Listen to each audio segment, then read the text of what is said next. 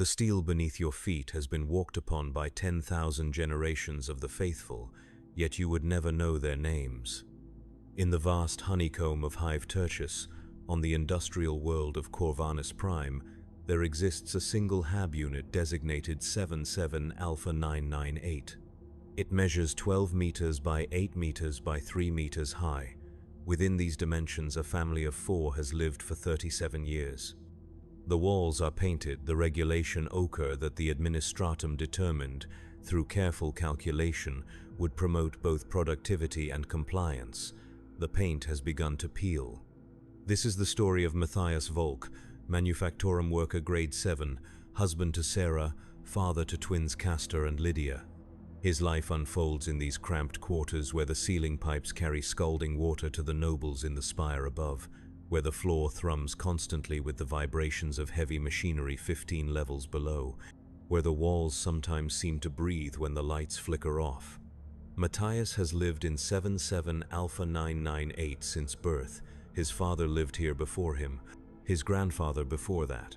The lease, stamped and restamped by generations of minor clerks, bears the Imperial Aquila and the seal of the planetary governor.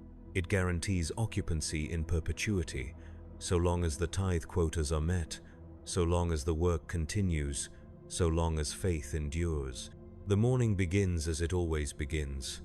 The HAB unit's single chronometer, a brass device older than anyone can remember, chimes 6 times.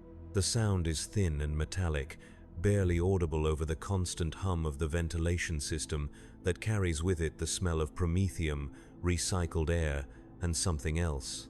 Something that Matthias has noticed growing stronger over the past months. Something organic and wrong. Sarah rises first. She is 42 years old, though the perpetual dim lighting and recycled air have aged her beyond her years.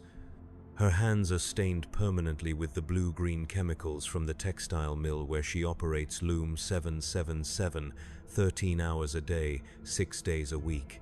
On the 7th day, she attends mandatory services at the local shrine where Preacher Hanks reads from the same passages of the Imperial Creed that have echoed through these corridors for centuries. The words speak of the Emperor's love, of humanity's destiny among the stars, of the great work that must be completed. Sarah mouths along silently, her lips cracked from the dry, processed air. The twins, now 17, sleep on fold-out cots that transform the main living space into their bedroom each night. Castor works the 3rd shift at the plasma conduit maintenance bay. Lydia packages ration bars in the nutrition processing center. Both positions were assigned to them on their 16th birthday by the local administratum official, a pale man with wire-rimmed spectacles who consulted a series of charts and declared their fates with the indifference of someone reading atmospheric pressure. Neither child has ever left sub-level gamma. Neither has seen natural sunlight. Neither knows that such a thing exists. Matthias dresses in the regulation gray jumpsuit that marks him as a manufactorum worker. The fabric is rough against his skin, designed more for durability than comfort. Comfort is not a concept that factors into Imperial manufacturing doctrine. Efficiency is paramount, compliance is essential. Comfort is a luxury that breeds weakness, and weakness breeds heresy. He clips his identification tag to his breast pocket. The tag bears his image, taken 23 years ago when he first reported for duty. The young man in the photograph looks optimistic. The Matthias who faces the mirror each morning no longer recognizes that expression. The kitchen consists of a single counter, a protein synthesizer, and a water reclamation unit. The synthesizer produces 3 types of food paste: gray, brown, and yellow. The gray paste provides basic nutrients. The brown paste is fortified with synthetic proteins. The yellow paste is supplemented with vitamins that prevent the worst diseases associated with artificial nutrition. All 3 taste exactly the same. The water reclamation unit converts waste liquids into potable water through a process that Matthias does not understand and does not question. Understanding is not required, only consumption. Breakfast is consumed in silence. This is not due to any animosity between family members, but rather because conversation has become increasingly difficult. What is there to discuss? The work does not change. The quotas do not change. The regulations do not change. Yesterday was identical to today, and tomorrow will be identical to yesterday. This is the great gift of Imperial society, the elimination of uncertainty. Every citizen knows their place, their purpose, their value to the greater machine. There is comfort in this knowledge, Preacher Hanks tells them during services. There is peace in acceptance. But Matthias has begun to notice things that disturb this peace. It started 3 months ago with the sound, a scratching noise that seemed to come from within the walls themselves. At first, he attributed it to the building's age. 77 Alpha 998 is part of a residential complex that was constructed during the 38th millennium. The structural reports, reviewed annually by the appropriate authorities, indicate that the building remains sound and suitable for habitation. Load-bearing walls maintain their integrity. Electrical systems function within acceptable parameters. Plumbing delivers adequate water pressure. The scratching, Matthias reasoned, must be the natural settling of ancient metal and rockcrete. Then came the whispers. Late at night, when Sarah and the twins sleep deeply from exhaustion, Matthias lies awake listening to the familiar sounds of the Hab unit. The gurgling of pipes overhead, the distant thrum of machinery below, the occasional footsteps in the corridor outside. But now there are new sounds, soft voices speaking words he cannot quite make out. They seem to originate from behind the wall that separates the living area from Hab Unit 77 Alpha 997, where the Korvac family has lived for 19 years. But the timing is wrong. The Korvacs work the second shift and should be sleeping during the hours when Matthias hears the whispers. He has considered reporting this to the local administratum office. Form 777 Delta allows residents to file complaints regarding noise disturbances. The process is straightforward. Complete the form in triplicate, submit it to the appropriate clerk, wait for investigation and resolution. But something holds him back. Perhaps it is the knowledge that investigation often leads to relocation, and relocation means separation from the only home his family has ever known. Perhaps it is the fear that the investigators might find something worse than noise violations. Perhaps it is simply the Imperial citizens' instinctive understanding that some things are better left uninvestigated. The wall in question is painted the same regulation ochre as all the others. It bears the same minor scuffs and stains that accumulate over decades of habitation. There is nothing visually distinctive about it, except for a small crack near the ceiling that Matthias does not remember being there before.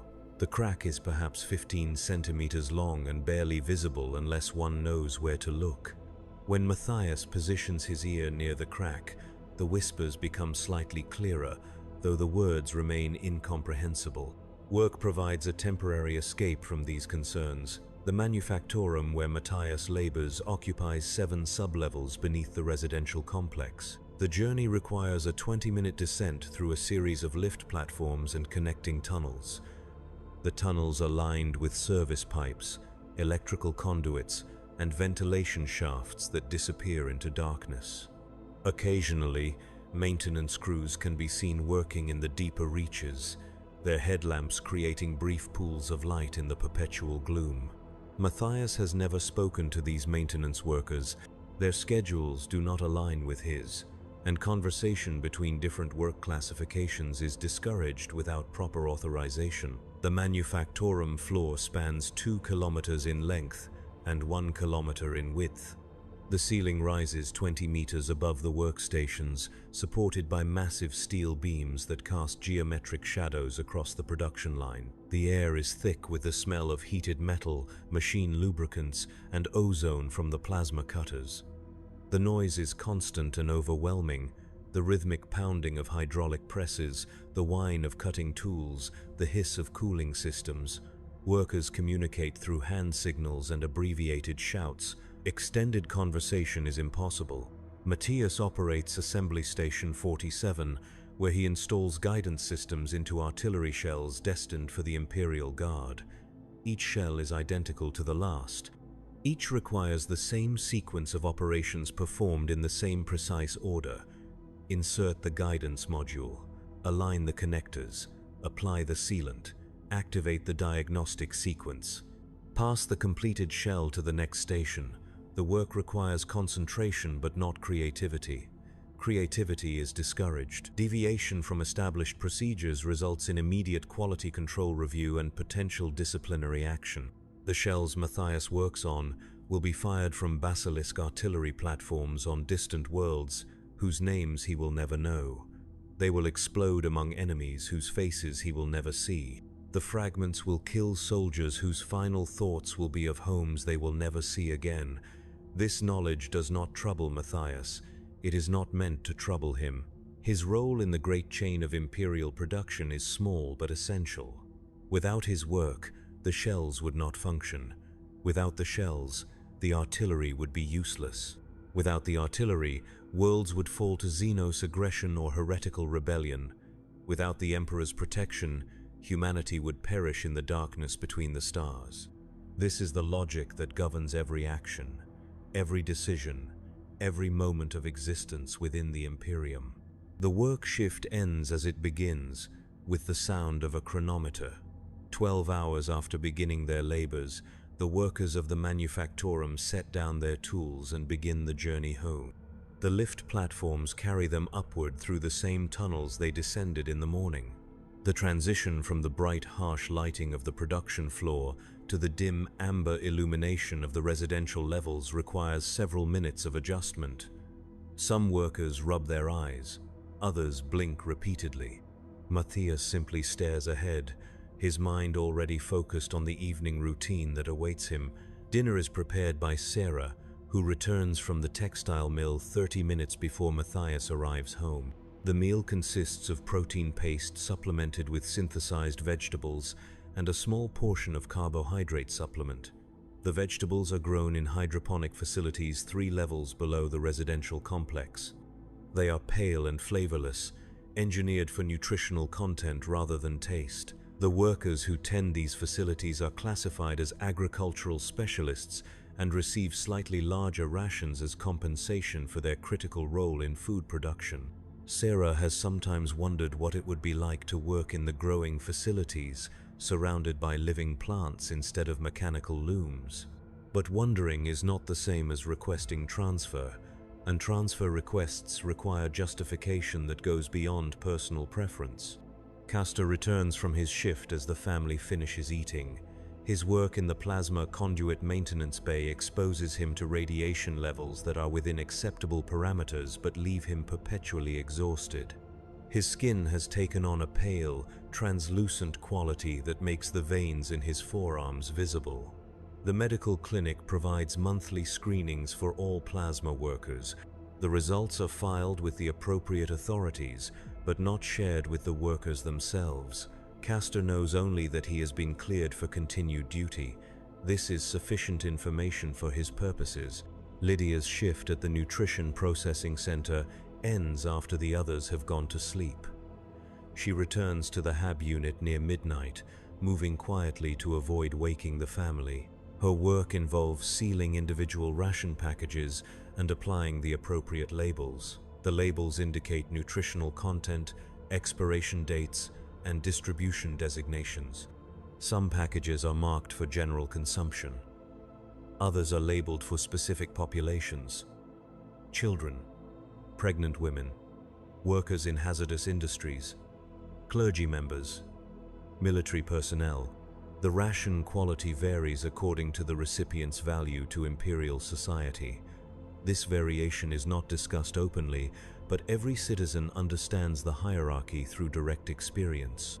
The evening hours in 7-7 Alpha 998 follow an established pattern. Sarah performs maintenance tasks, cleaning the synthesizer filters, checking the water reclamation unit, inspecting the HAB unit for signs of wear or damage. Matthias reviews work documentation, filling out production reports and quality control forms. The twins study technical manuals related to their respective positions, memorizing safety protocols and efficiency standards.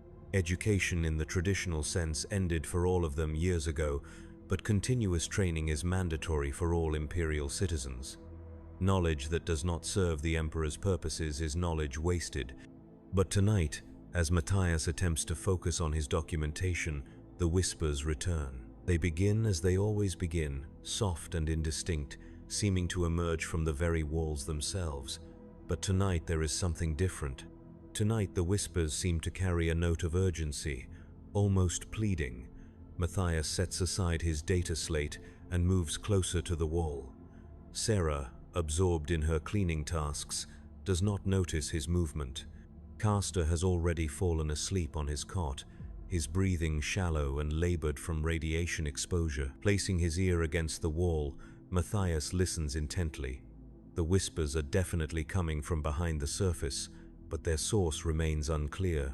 They could be originating from Hab Unit 77 Alpha 997, but the Korvac family consists of only 3 members: Hendrik, his wife Elena, and their daughter Mira. The voices Matthias hears seem to be more numerous, perhaps 6 or 7 distinct speakers.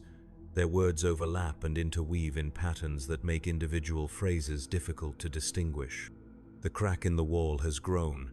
Where it was once 15 centimeters long, it now extends nearly 30 centimeters toward the floor. The edges of the crack are not the clean breaks one would expect from structural settling. Instead, they appear almost organic, curved and irregular like the branches of a diseased tree. When Matthias runs his finger along the crack, the surface feels warm to the touch.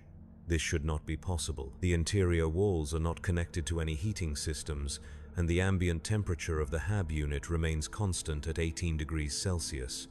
Over the following weeks, Matthias begins to observe other changes in 77 Alpha 998. The protein synthesizer occasionally produces batches of paste that smell faintly of decay. The water from the reclamation unit sometimes carries a metallic taste that lingers for hours. The chronometer, which has maintained perfect accuracy for decades, begins to run slow, losing several minutes each day.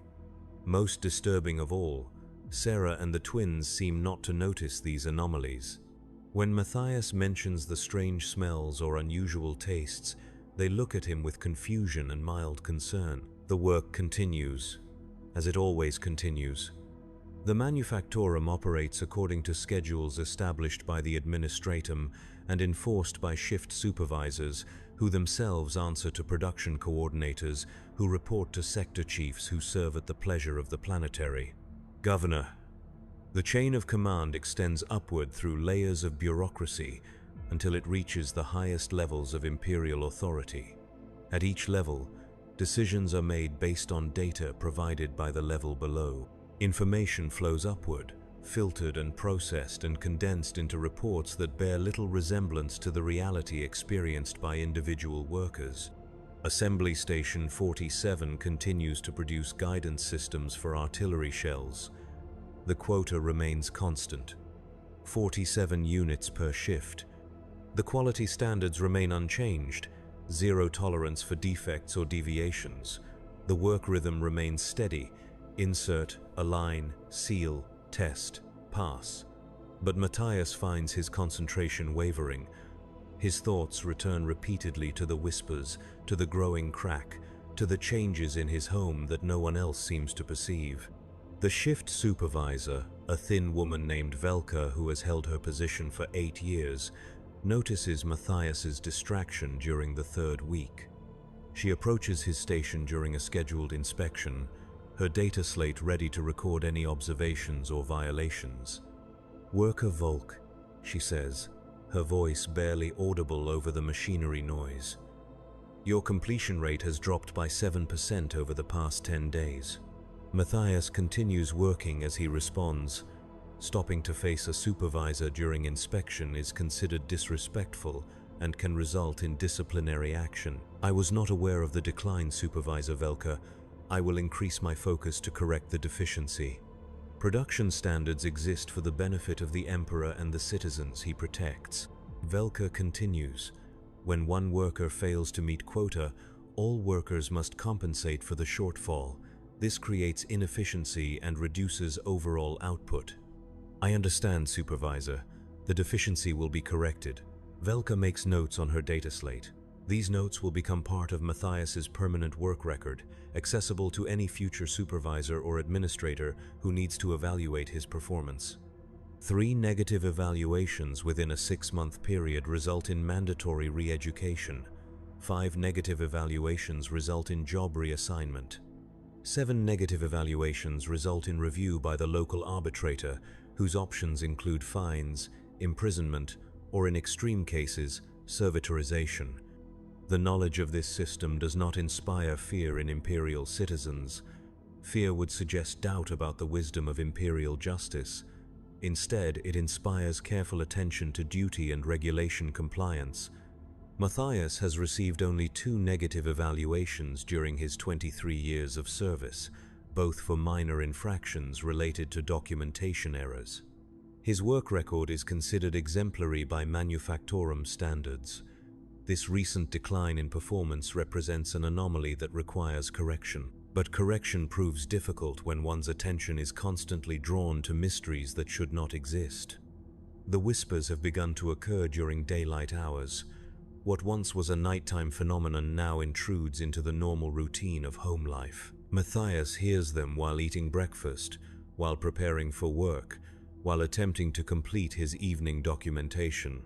The voices seem to be calling to him specifically, though the words remain incomprehensible. Sometimes he catches fragments that sound almost like his name, drawn out and distorted as if spoken through water or thick glass. Sarah has begun to express concern about his behavior. During their brief evening conversations, she mentions his tendency to stare at walls, his distraction during meals, his habit of pressing his ear to surfaces as if listening for something. Her concern is genuine but limited. Imperial citizens are not trained in psychological analysis or mental health assessment. Such training is reserved for medical specialists and clergy members who serve specific functions within the Imperial hierarchy. Sarah knows only that her husband's behavior has changed, and change without apparent cause is always troubling. "Perhaps you should speak with Preacher Hanks," she suggests one evening as they prepare for sleep. He has experience counseling workers who suffer from spiritual difficulties. The suggestion is reasonable. Preacher Hanks has served the local shrine for 12 years and has guided many citizens through periods of doubt or confusion. His approach combines scriptural wisdom with practical advice, helping troubled souls reconcile their personal struggles with their imperial duties. But Matthias is reluctant to involve religious authority in what may be a purely practical matter. Preacher Hanks is required by regulation to report certain types of problems to higher authorities. Spiritual corruption, heretical thoughts, signs of mutation or psychic manifestation all fall under his mandatory reporting requirements. "I will consider your suggestion," Matthias tells Sarah, "but I believe the difficulty will resolve itself with time." This is not entirely truthful. Matthias does not believe the difficulty will resolve itself. If anything, he suspects it will continue to intensify. The crack in the wall grows longer each day. The whispers become more frequent and more urgent. The changes in his home environment become more pronounced. But admitting these concerns to Sarah would only spread the disturbance to another family member, and Matthias is not certain that would be wise. The solution, he decides, is investigation. The decision to investigate does not come easily. Imperial citizens are trained from birth to report unusual phenomena to appropriate authorities rather than attempting independent analysis. The chain of reporting is clearly defined.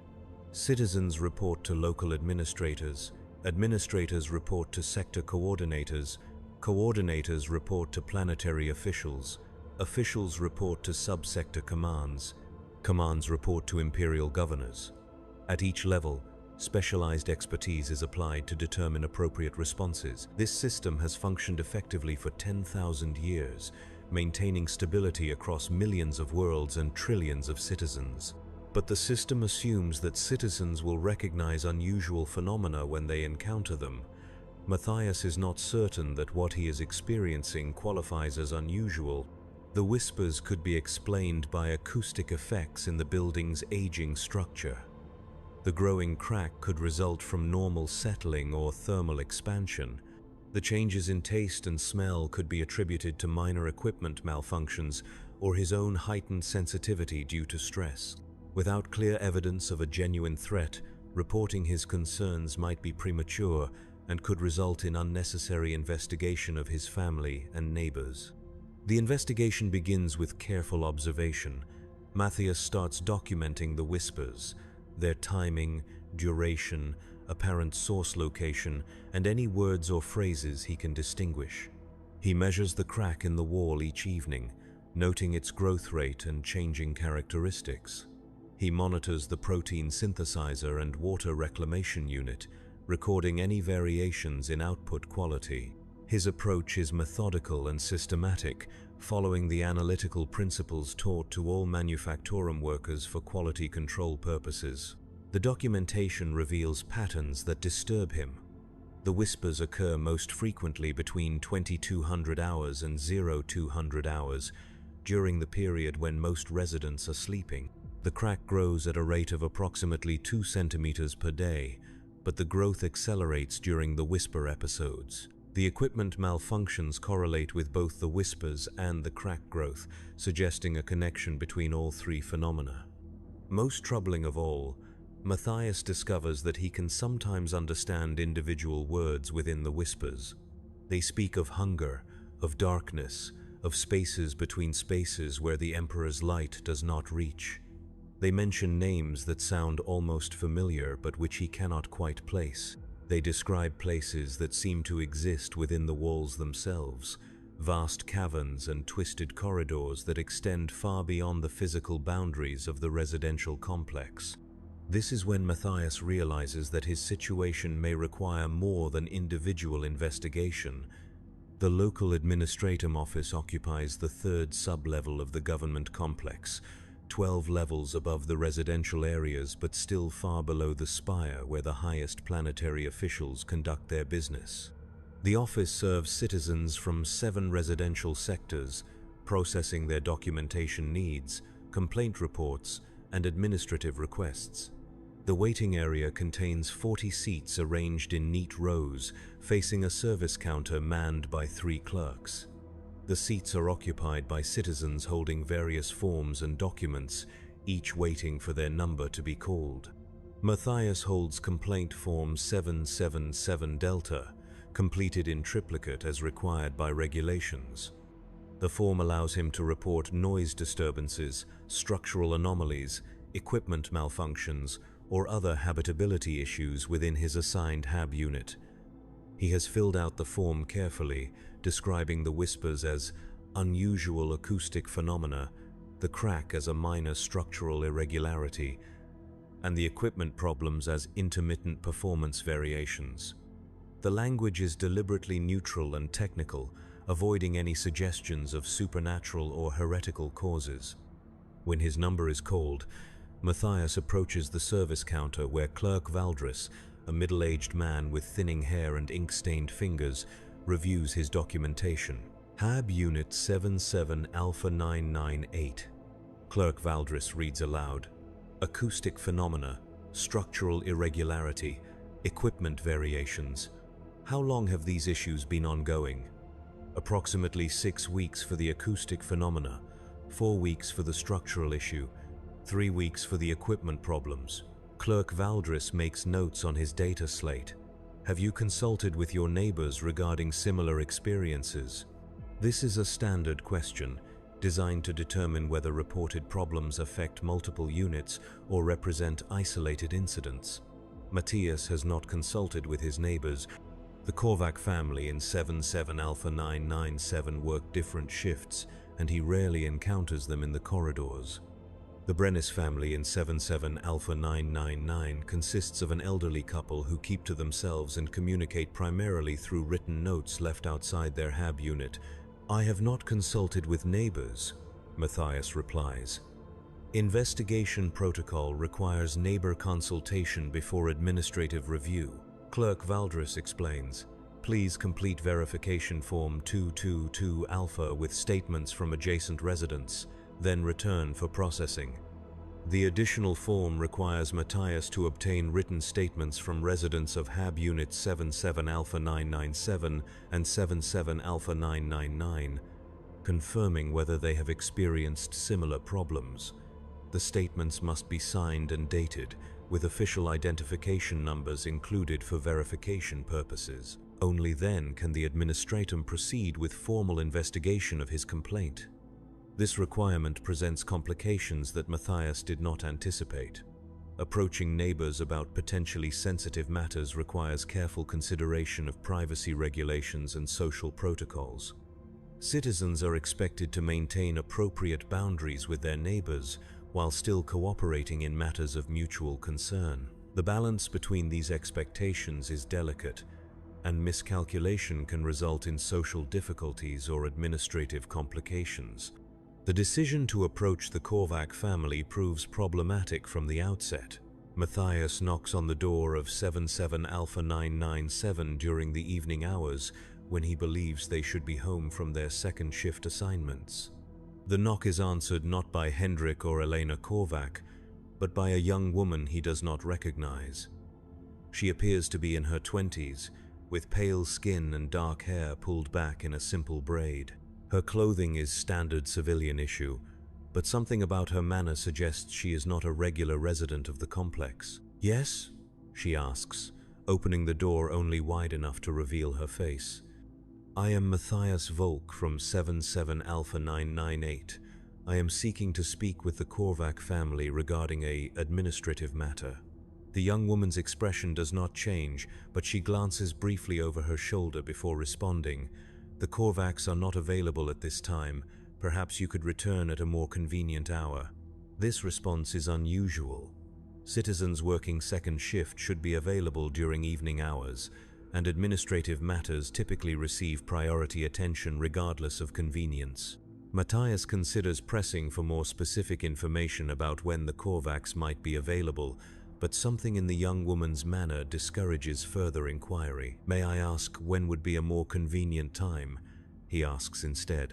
"I will inform them of your visit," she replies. "They will contact you if they wish to discuss the matter." The door closes before Matthias can respond. He stands in the corridor for several moments, considering the implications of this encounter. The young woman could be a visiting relative or friend, though such visits typically require advance registration with building management. She could be a temporary resident assigned to the unit for official purposes, though such assignments are usually announced to neighboring units for security reasons. Or she could be someone who should not be in the building at all. The encounter with the Brennis family proves equally unsatisfactory, though for different reasons. When Matthias knocks on the door of 77 Alpha 999, he is greeted by Marcus Brennis, an elderly man whose work history includes 25 years in the atmospheric processing plant before his current assignment to document filing duties. Marcus listens politely to Matthias's explanation of the administrative requirement, but his response reveals complications. "Unusual sounds, you say?" Marcus asks, his voice carrying a note of concern. "Elena and I have noticed some irregularities in our own unit, primarily related to temperature fluctuations and occasional electrical anomalies."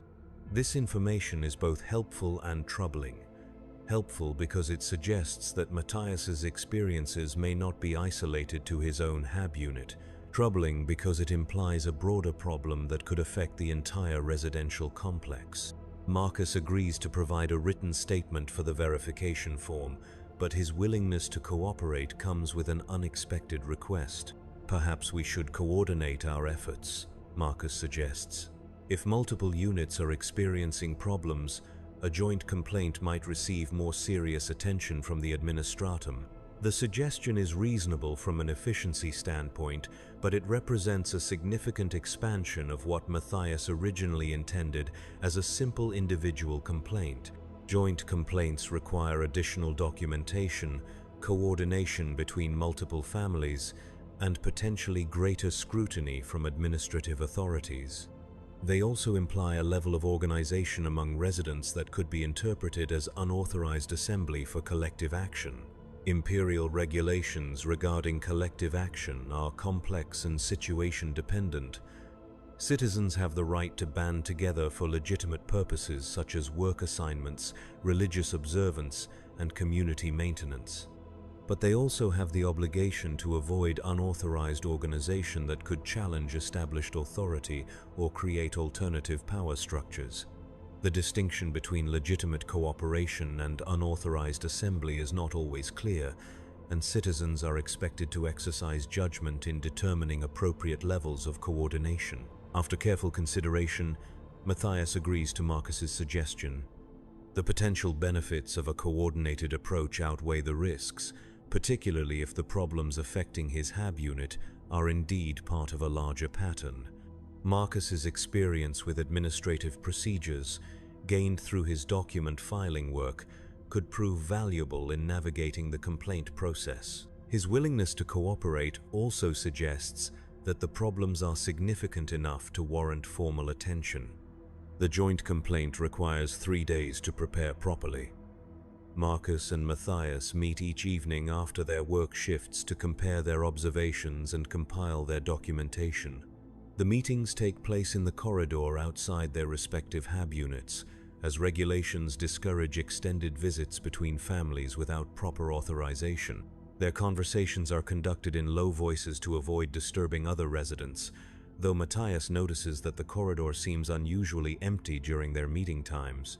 The documentation that emerges from their collaboration reveals a pattern more disturbing than either man initially suspected.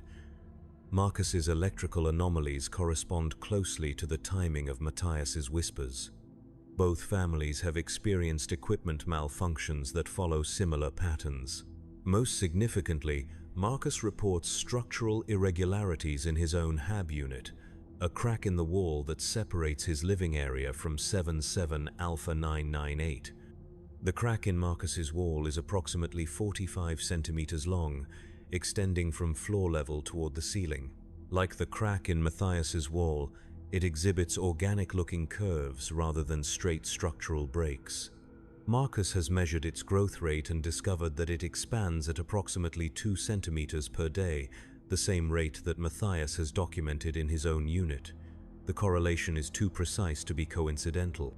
But the most disturbing discovery comes when Marcus describes sounds that he has been hearing from within the wall. They are not whispers like those experienced by Matthias, but rather a rhythmic scratching noise accompanied by what sounds like breathing. The sounds occur during the same time periods as Matthias's whispers, suggesting that both phenomena originate from the same source located somewhere between the two HAB units. This raises troubling questions about the nature of the space between the walls. According to the building's architectural plans, available for review at the local administratum office, the walls of adjacent HAB units are separated by 15 centimeters of insulation material and structural support elements. This space is not designed to accommodate any form of activity or habitation. It exists purely for building integrity and environmental isolation between units. Yet the sounds reported by both men suggest the presence of something within this space. Something that moves, breathes, and possibly speaks. Something that should not exist according to any reasonable understanding of the building's design and function. The joint complaint, completed in the required quintuplicate format, represents the most thorough documentation either man has ever submitted to administrative authority. It includes detailed measurements, time logs, correlation analysis, and supporting statements from both families. The language remains carefully neutral and technical, avoiding any implications of supernatural or heretical causes. The request is simple: investigation by qualified authorities and appropriate remedial action to restore normal habitability conditions. Clerk Valdris reviews the joint complaint with visible interest. The thoroughness of the documentation clearly impresses him, and he asks several detailed questions about measurement methodology and observational procedures. His questions suggest professional curiosity rather than skepticism, and Matthias begins to hope that their complaint will receive serious attention.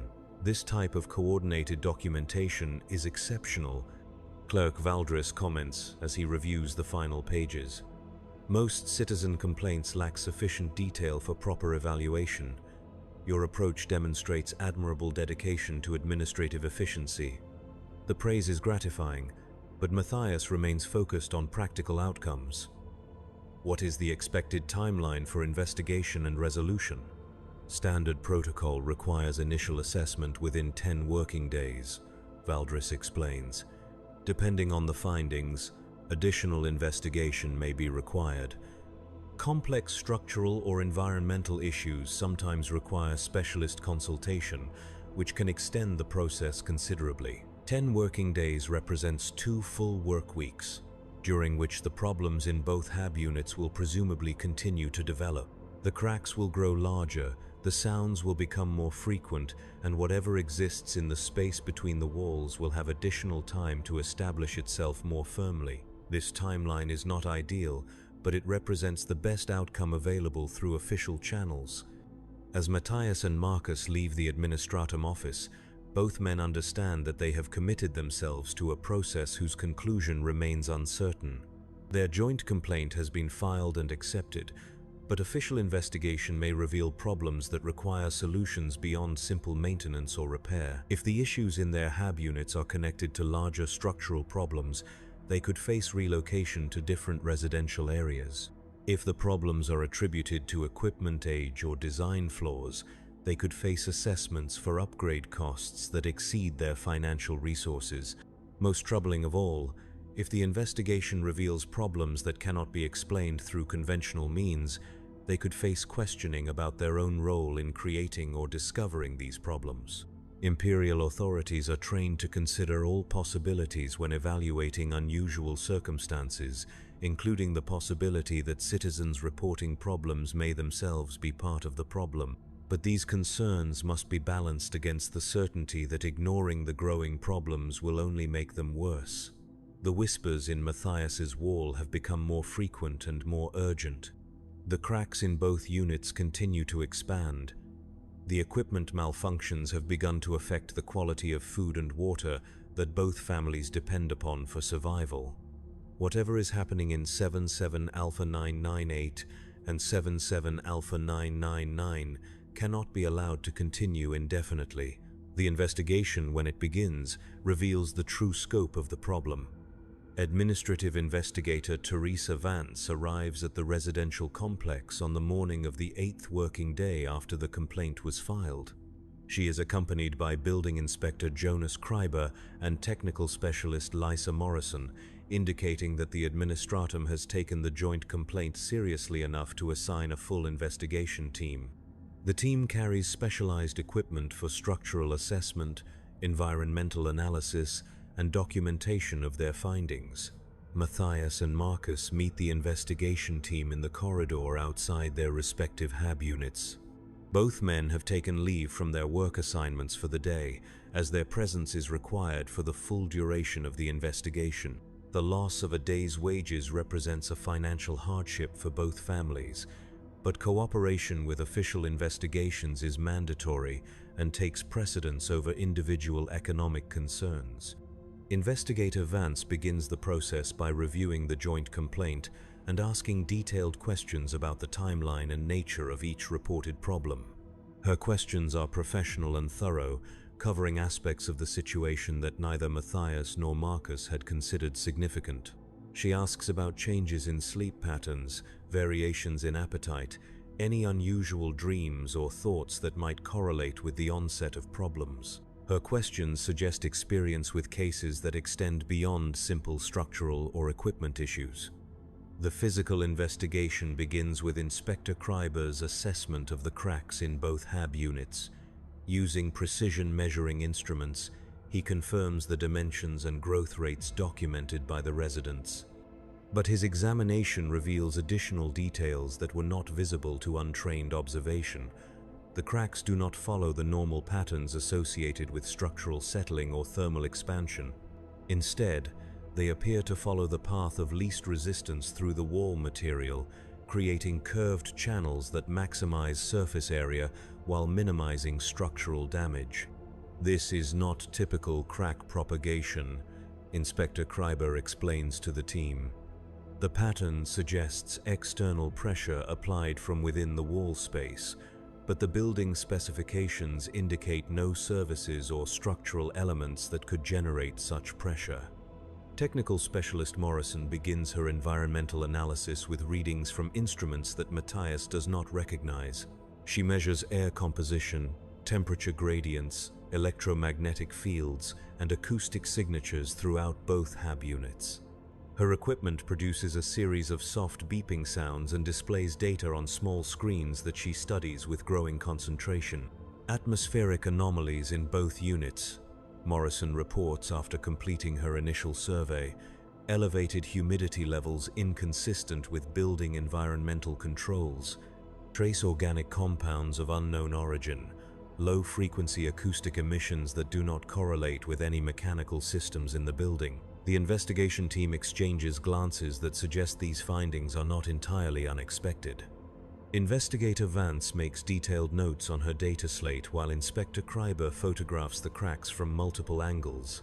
Morrison continues her readings, moving methodically through both HAB units with her instruments.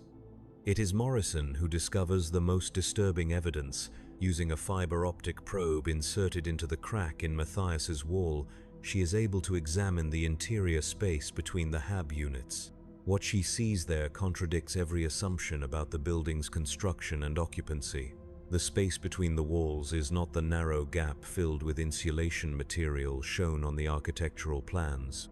Instead, it opens into a cavity that extends far beyond the building's documented dimensions.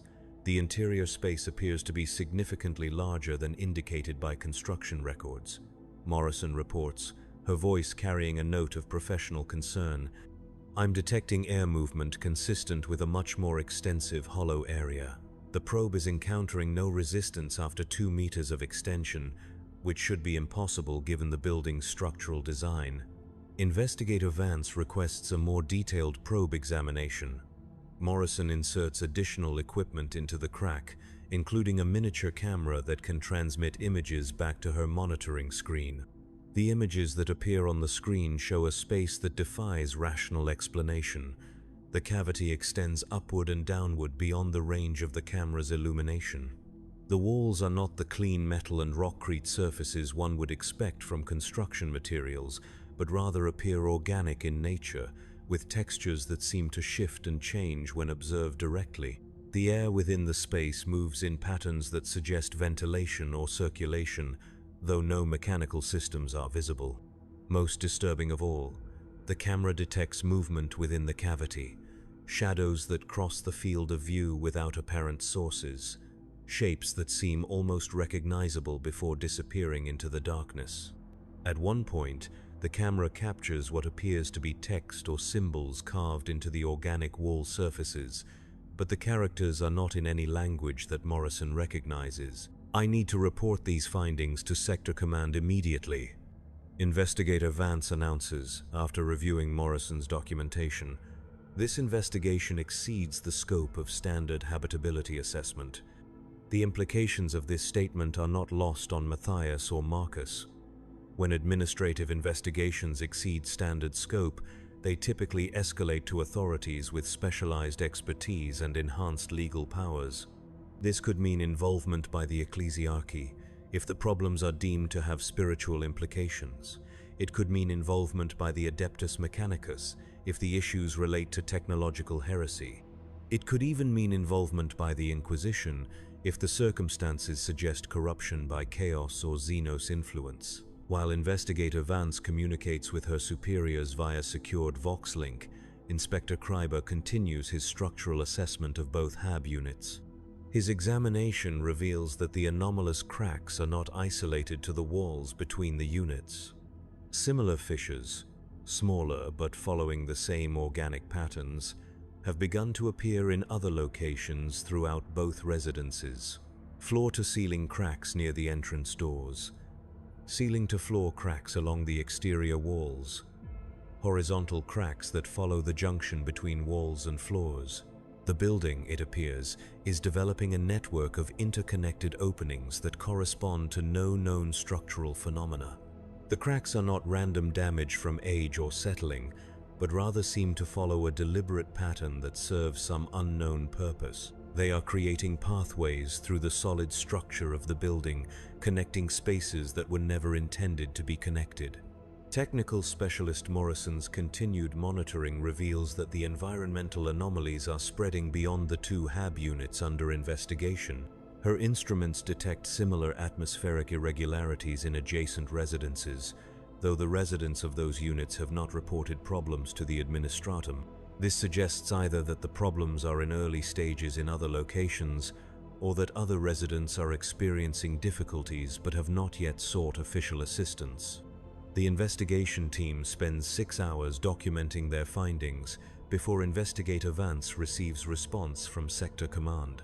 The response, delivered via encrypted data transmission, contains instructions that she does not share with Matthias or Marcus. Instead, she informs them that their HAB units are being classified as temporarily uninhabitable pending specialized assessment, and that they must relocate to alternative accommodations within 48 hours. The relocation order is not entirely unexpected, but its urgency suggests that the authorities consider the situation to be immediately hazardous. Matthias and Marcus are provided with housing requisition forms that will allow their families to claim temporary residence in vacant units within other residential complexes. The temporary housing is guaranteed for 30 days, after which their status will be reviewed based on the results of the specialized assessment. But as the investigation team prepares to leave, Morrison makes one final discovery that changes everything. Using her instruments to conduct a final survey of Matthias's HAB unit, she detects thermal signatures that indicate the presence of living organisms within the wall spaces. The signatures are not consistent with known pest species or small animals that might have infiltrated the building's structure. Instead, they suggest creatures of considerable size, possibly human-sized, that maintain body temperatures slightly below normal human ranges. "There's something alive in there," Morrison announces, her professional composure finally showing signs of strain. Multiple entities, possibly 6 or 7 individuals based on thermal reading distribution.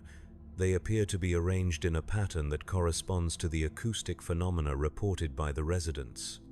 The whispers that Matthias has been hearing are not random sounds transmitted through the building's structure. They are communications between living beings who have somehow taken up residence within the walls of his home. Beings who have been watching his family, listening to their conversations, observing their daily routines through cracks that they have systematically widened to serve as observation ports. Investigator Vance immediately contacts Sector Command with this new information. The response is swift and unambiguous. The residential complex is to be evacuated immediately, pending arrival of specialized response teams. All residents are to be relocated to temporary housing facilities, where they can be interviewed individually about their experiences and observations. The building itself is to be sealed and placed under administrative quarantine. The evacuation begins within hours of the investigation team's departure. Official notices are posted in every corridor, informing residents that they have 12 hours to gather essential possessions and report to designated assembly points for transport to temporary facilities. The notices cite urgent maintenance requirements as the reason for evacuation, making no mention of the true circumstances that have prompted this action. Matthias packs his family's possessions with hands that shake despite his attempts to maintain composure.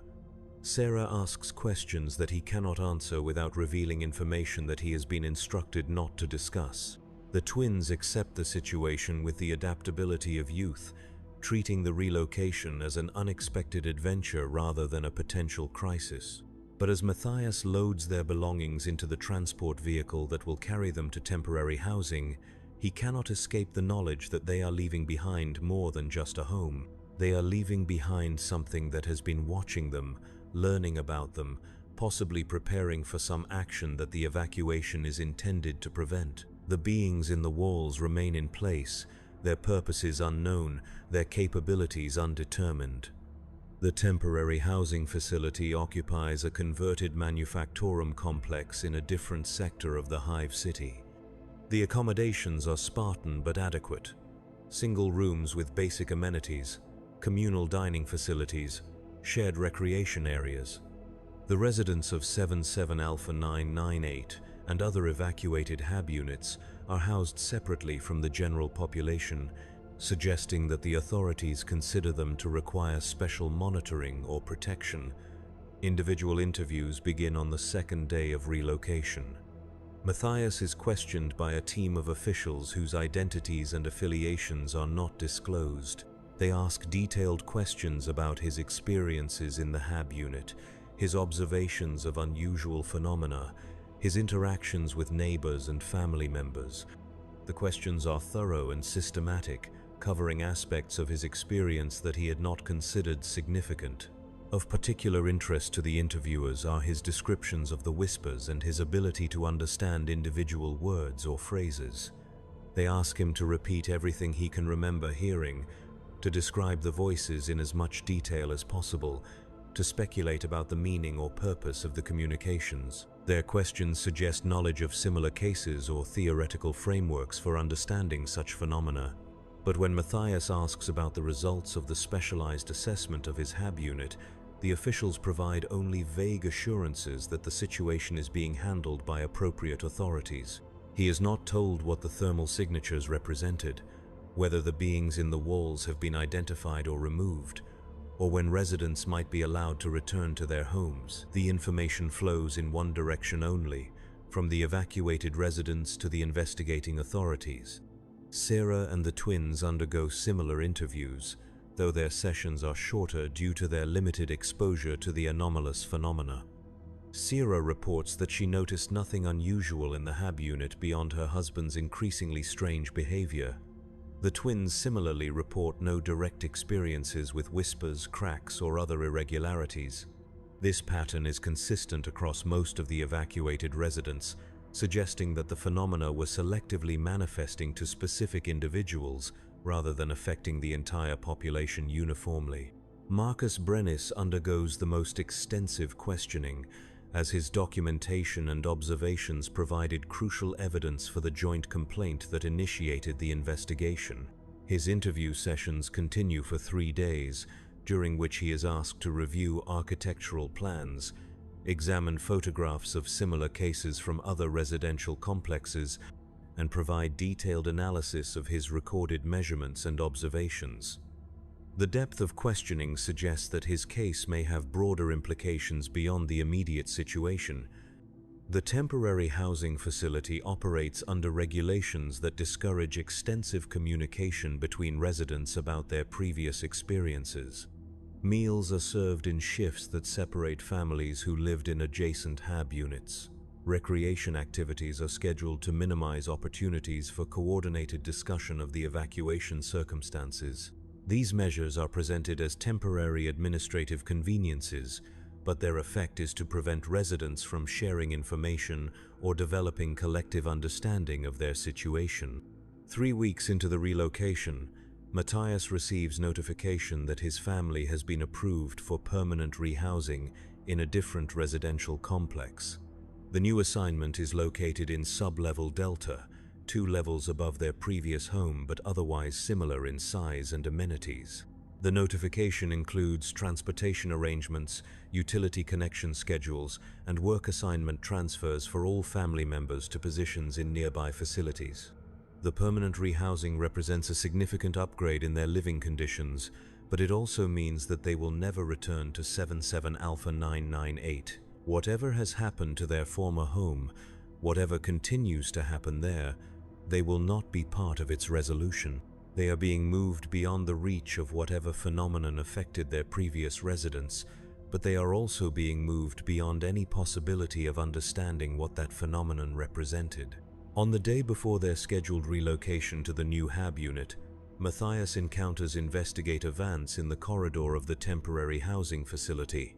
She is accompanied by 2 other officials, and appears to be conducting a final inspection of the facilities.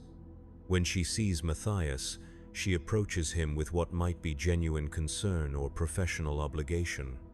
"Mr. Volk," she says, her voice carrying the same professional tone he remembers from their first meeting. "I wanted to inform you personally that your cooperation during the investigation has been exemplary. Your documentation and observations contributed significantly to our understanding of the situation." Matthias thanks her for the acknowledgement, then asks the question that has haunted him for weeks. Was the problem resolved? Are the other residents safe? Investigator Vance considers her response carefully before speaking. The situation has been contained through appropriate measures. The residents who were relocated are safe and will remain safe in their new accommodations. That is the extent of information I can provide. The word contained rather than resolved does not escape Matthias's attention. Containment suggests that whatever was in the walls of his former home continues to exist, but has been prevented from spreading or causing additional problems. It suggests that the beings whose whispers he heard for months remain in place, perhaps sealed within their organic cavities, perhaps continuing their unknown activities beyond the reach of human observation. Will other residential complexes be inspected for similar problems? Matthias asks. Appropriate precautionary measures are being implemented across all relevant facilities. Vance replies, citizens should continue to report unusual phenomena through established channels. The Emperor protects those who remain vigilant in their service to the Imperium. Her answer follows the standard formula for official communications that acknowledge problems without providing specific information about their nature or extent. It is the type of response that Imperial citizens learn to interpret as confirmation that serious issues exist, but that individual citizens are not expected to understand or address these issues directly. The conversation ends with mutual expressions of respect and duty, but Matthias is left with the certainty that his questions will never be fully answered. The official record will show that HAB Unit 77 Alpha 998 experienced structural and environmental problems that required resident relocation and specialized remediation. The true nature of what lived in the walls, what it wanted, what it might have done if left undiscovered, will remain classified information accessible only to those with appropriate security clearances and operational necessity. The new HAB unit in sublevel Delta is designated 44 Beta 775. It measures 14 meters by 10 meters by 3.5 meters high, representing a significant improvement over their previous accommodations. The walls are painted regulation ochre, but the paint is fresh and unmarked. The protein synthesizer produces food paste that tastes exactly as it should. The water reclamation unit delivers clean water without unusual odors or metallic aftertastes. The chronometer maintains perfect accuracy. Matthias's new work assignment is at Assembly Station 23 in a different manufactorum complex. The work is identical to his previous position, installing guidance systems in artillery shells destined for Imperial Guard units on distant worlds. The quota remains 47 units per shift. The quality standards remain zero tolerance for defects. The rhythm of insert, align, seal, test, pass continues as it always has. But on quiet evenings, when Sarah and the twins are occupied with their own activities, Matthias finds himself listening to the walls of 44 Beta 775. He places his ear against the ochre-painted surfaces and strains to detect any sounds that should not be there. The walls remain silent, containing nothing but the approved insulation materials and structural supports specified in the building's architectural plans. Yet sometimes, in the deep hours when even the building's mechanical systems seem to rest, Matthias thinks he can hear something moving in the spaces between spaces, not in his own walls, but somewhere else in the vast honeycomb of the Hive city, somewhere in the darkness between residential levels, in the forgotten maintenance tunnels, in the sealed areas that no longer appear on any official map. The whispers may have been contained, but they have not been silenced. They continue in other locations, calling to other residents who lie awake in their regulation beds, wondering about the sounds that seem to come from within the walls themselves. Citizens who will, in time, begin to notice cracks growing larger each day, equipment producing strange tastes and odors, chronometers that begin to run slow. The great machine of Imperial society continues its endless function, processing citizens through their assigned roles, maintaining the quotas and standards that sustain the Emperor's realm. But within that machine, in the spaces that exist between official acknowledgement and citizen experience, other things continue to grow and whisper and wait. In 77 Alpha 998, the walls breathe steadily in the darkness, and something that was never human dreams of the day when every hab unit will echo with voices that speak of hunger and darkness, and the spaces between spaces where the Emperor's light has never reached. The evacuation notices have been removed. The building remains officially uninhabitable, but on certain nights, when the wind carries sounds from the sealed residential complex, citizens in distant sectors report hearing whispers that call their names, and cracks begin to appear in walls that have stood unmarked for decades.